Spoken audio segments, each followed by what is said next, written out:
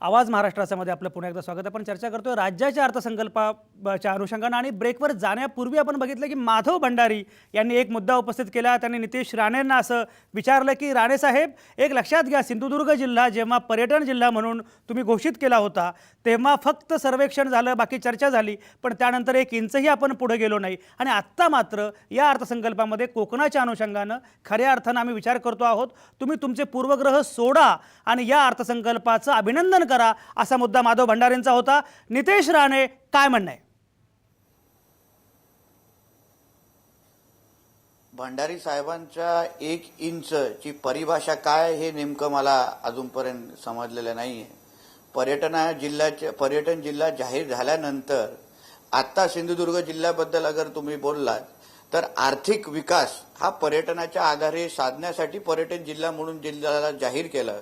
आज आमचा सिंधुदुर्ग जिल्हा राज्यातल्या पहिल्या 5 क्रमांकातल्या दरडोई उत्पन्नामध्ये पहिल्या 5 क्रमांकामध्ये आमचा सिंधुदुर्ग जिल्हा येतो।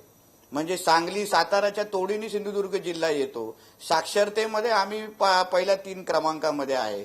माधव भंडारी साहेब जेव्हा सिंधुदुर्गामध्ये 20 वर्ष अगोदर यायचे आणि आता जेव्हा येतात तेव्हा निश्चित पद्धतीने त्यांना फरक दिसत असेल रस्त्यांमध्ये आणि बाकीची पायाभूत सुविधांमध्ये। म्हणजे आर्थिक विकास झालाच नाहीये किंवा पर्यटनाच्या आधारे काहीच झालेलं नाहीये हे असं म्हणायचं असेल तर कदाचित चांगल्याला चांगलं म्हणणं हे पण अगर होत नसेल तर मला त्याच्यामध्ये खोलात जायचं नाही, कारण ते ज्येष्ठ आहेत म्हणून मी त्यांचा आदर मानतो। पण माझं एवढंच तुम्हाला म्हणणं आहे, जसं त्यांनी सांगितलं की भरघोस कोकणासाठी काहीतरी दिलेलं आहे, मग फक्त मच्छीमारांच्या साधनांसाठी फक्त 13 कोटी दिलेली आहेत, जेटींसाठी फक्त 20 कोटी दिलेले आहेत। आता एवढं सगळं काही तिथे करायचं असेल तर 20 कोटी आणि 13 कोटींनी काय होणार आहे? उदाहरण त्यांनी ह्याच्या अगोदर सिंचनाबद्दल बोलत असताना असं सांगितलं की आम्ही थोडं करून देतोय। एक समजून घ्या, जेव्हा तुम्ही एक भरघोस निधी तिथे देता किंवा एक मोठा 1000 कोटी 500 कोटी 800 कोटी जेव्हा सांगता तेव्हा तुमची एक कमिटमेंट दिसते त्या प्रकल्पासाठी। पण आता तुम्ही थोडं करून देणार म्हणजे पुढे देणार आहात का हा प्रश्नचिन्ह निर्माण होतो ना। उदाहरण सीवर्ल्ड प्रकल्प तुम्ही पुढे करणार आहात का ही कमिटमेंटच आम्हा लोकांना दिसत नाहीये।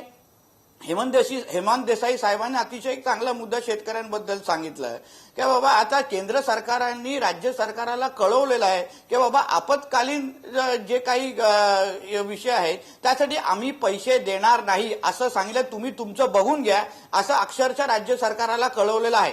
मग तो पैसा कुठून आणणार? मग शेतकऱ्यांना जे काही अवकाळी पाऊस गारपीटमुळे जे नुकसान झालेलं आहे तो पैसा शेतकऱ्यांना खरंच मिळणार आहे का? आमचे पंतप्रधान जाऊन मॉरिशसला 3,020 कोटी जाहीर करतात, पण आमच्या महाराष्ट्राला देण्यासाठी त्या लोकांना महाराष्ट्राच्या शेतकऱ्यांसाठी देण्यासाठी त्यांच्यासाठी 1 रुपयाही नाहीये।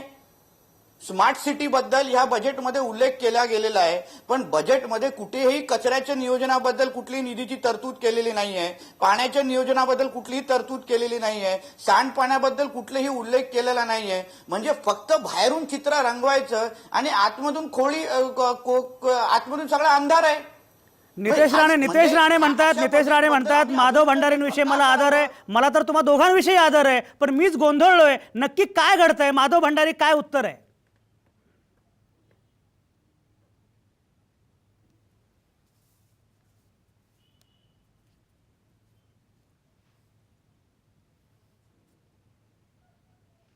माधव भंडारी माझ्या म्हणजे त्यांचा आणि माझा जिल्हा एकच आहे। आमच्या जिल्ह्यात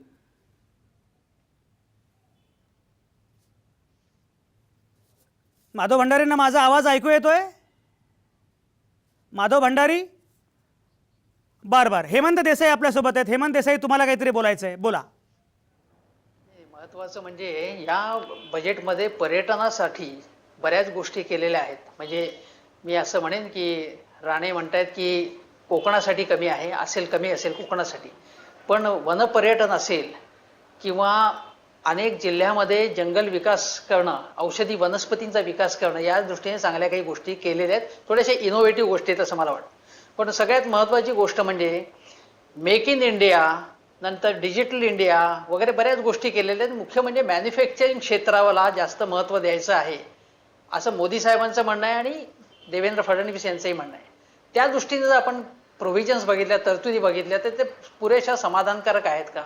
तर तशा बिलकुल समाधानकारक नाही आहेत। आज आपल्याकडे ज्या MIDCs आहेत आपल्या, त्या अनेक MIDCs मध्ये रिकामे भूखंड आहेत आणि त्या भूखंडांच्या व्यवहारामध्ये अनेक गैरप्रकार होतात. पण अनेक ज्यांना चांगल्या प्रकारे उद्योगधंदा सुरू करायचा त्यांना हे भूखंड मिळत नाहीत. पण आपल्याला केवळ MIDCच वाढवून आता चालणार नाही, तर इंडस्ट्रियल टाउनशिपसाठी काय करणार आहोत आपण? बरं, टाउनशिपसाठी काहीतरी केलं पाहिजे. आपल्याकडे वेळ कमी आहे. हेमंत देसाई, अमरसिंह पंडितांकडे मी जातोय आणि माधव भंडारींशी संपर्क झाला की मला लगेच सांगा. अमरसिंह पंडित, तुम्ही बोला. मी परत एकदा विचारतोय तुम्हाला की आजच्या या अर्थसंकल्पात जे की 55% ग्रामीण भाग आहे या राज्यातला, या 55% लोकांसाठी आपण काय केलेलं आहे याचं मी नम्रपणे विनंती करतोय माधवजींना की त्याचा उल्लेख काहीतरी करा ना. मी तुम्हाला 2-3 विषय विचारले. बरोबर, त्या बरोबर. ड्रीपच्या संदर्भात मी सूक्ष्म सिंचनाच्या संदर्भात बोललो, जलशिवार जे काय त्या संदर्भात बोललो की आपल्याला 5,000 गावं टंचाई मुक्त करायचे आहेत. तर 2 लाख रुपये प्रति गावाप्रमाणे हे गावं टंचाई मुक्त होणार आहेत का? आणि सगळ्यात महत्वाचं, मराठवाड्याच्या संदर्भात त्या रेल्वेच्या जे काही तरतुदी आहेत त्याला मॅचिंग ग्रँट राज्य सरकार देऊ शकत नाही. हे मराठवाड्याचं आमदार अपयश आहे पंडित, का या आमदार पंडित, सरकारचं अपयश आहे? हेच मुद्दे घेऊन माधव भंडारींकडे जाऊ. माधव भंडारी, माफ करा, मगाशी संपर्क आपला होऊ शकला नाही, पण नितेश राणेंनी काही मुद्दे उपस्थित केले होते. काय म्हणणं आहे?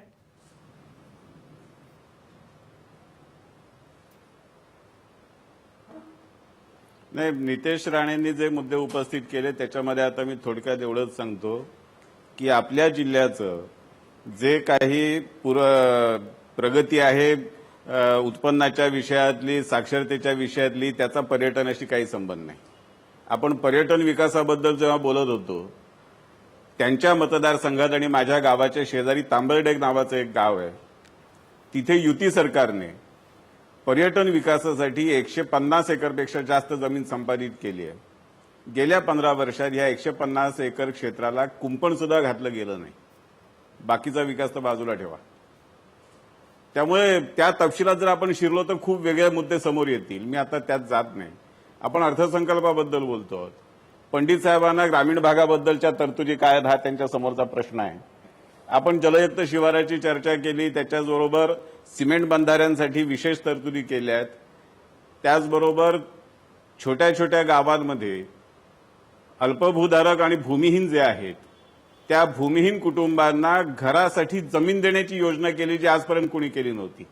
घरकुलाच्या योजना खूप केल्या, पण मुळात त्या घरकुलाच्या योजना ह्या ज्याच्याकडे जमीन आहे त्यालाच त्याचा फायदा होत होता. ज्याच्याकडे जमिनीचा तुकडा नाही, 1 इंच सुद्धा जमीन नाही, त्या 2 लाख पेक्षा जास्त कुटुंबांना या घरकुल योजनांचा फायदा महाराष्ट्रात देता आला नाही. हे सरकार पहिल्यांदा राज्यातल्या भूमिहीन 2 लाख पेक्षा जास्त कुटुंबांना घर बांधण्यासाठी जमीन घ्यायला पैसे देत आहे आणि त्या ठिकाणी घर बांधायला मदत करत आहे. त्यामुळे समाजातल्या वेगवेगळ्या घटकांना, समाजातल्या वेगवेगळ्या वर्गांना सगळ्या अर्थाने बरोबर घेऊन जाणारा अर्थसंकल्प मांडण्याचा प्रयत्न केलेला आहे. आणि मी जसं सुरुवातीला सांगितलं की ज्या आर्थिक समाजातल्या सगळ्या घटकांसाठी हा अर्थसंकल्प महत्वाचा आहे असं माधव भंडारी म्हणतात. नितेश राणे, आमदार नितेश राणे, आता माधव भंडारींनी काही उल्लेख केले. तुम्ही दोघंही एकाच परिसरातले आहात, त्यामुळे दोघांनाही माहिती आहे काय काय चाललंय तिकडे. काय म्हणणं नितेश राणे? नाही, कृपया मी आपल्याला सांगतो, हे भंडारी साहेब विरुद्ध राणे अशी ही चर्चा नाहीये, ही अर्थसंकल्पनावर आहे. तुम्ही कोणाला कुठे लावून द्यायचं हे पत्रकारांना चांगल्या पद्धतीने माहिती आहे, पण आम्हाला दोघांनाही अर्थसंकल्पनेबद्दल बोलवलेलं आहे, त्याबद्दलच आम्ही बोलू.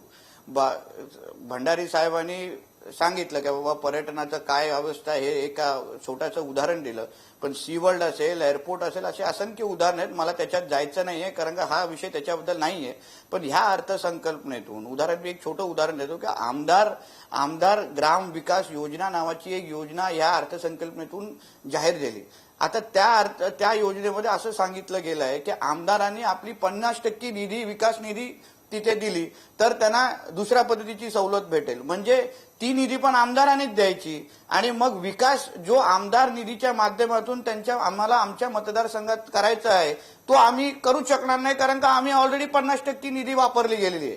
म्हणून अशा पद्धतीचं एक चित्र, म्हणजे तुम्ही तुमचंच बघून घ्या, आमच्या खिशात हात घालू नका, अशा पद्धतीचं चित्र या अर्थसंकल्पनेतून आलेलं आहे. एक बरोबर अजून एक बरोबर गोष्ट आमदार तुम्हाला नितेश राणे सांगतो. आपल्याकडे वेळ कमी आहे, पण एकूण तुम्ही माध्यमांच्या अनुषंगाने उल्लेख केला, तुम्ही स्वतःही वर्तमानपत्र चालवता, त्यामुळे बहुधा तुम्हाला पत्रकार काय करतात हे अलीकडच्या काळात नीट कळलेलं असावं. पण मुद्दा असा होता की एकूण अर्थसंकल्पाच्या अनुषंगानं तुम्ही दोन्ही पक्ष काय विचार करता, तुमचे दोघांचेही मुद्दे अतिशय महत्त्वाचे आहेत. शेवटी मला जायचंय हेमंत देसाईंकडे. हेमंत देसाई, आपल्याकडे 30 सेकंद आहेत, काय सांगाल? अगदी शेवटचे 30 सेकंद. आता येत्या काळामध्ये म्हणजे या वर्षभरामध्ये अनेक गोष्टी नवीन ट्रेंड प्रस्थापित करण्याचा प्रयत्न समजा मुनगंटीवार यांनी केला असेल, तर प्रश्न अंमलबजावणीचा आहे. आणि अंमलबजावणी हे मोठं आव्हान आहे. सगळ्यात महत्त्वाची गोष्ट त्यांनी केलेली आहे की खर्चावरती नियंत्रण ठेवणार, त्यासाठी मंत्रालयामध्ये कक्ष स्थापन करणार. आता मंत्रालयामध्ये कक्ष स्थापन करून हे होणार नाही. गावोगावी ज्या प्रकारचा खर्च होतो तर त्याचं व्यवस्थापन, त्याचं नियोजन कसं करणार. दुसरी गोष्ट, आउटकम बजेट मांडणं, म्हणजे सिंचनाबाबत नाही, एकूण प्रत्येक गोष्टीचा आउटकम काय आहे याचा पुढच्या वर्षी त्यांनी एखादा अहवाल प्रसिद्ध केला पाहिजे असं मला वाटतं. आणि तिसरी सगळ्यात महत्त्वाची गोष्ट म्हणजे आहे की अनुशेषासाठी ज्या तरतुदी केल्या जातात अनुशेषासाठी, त्या सुद्धा वापरल्या जात नाहीत.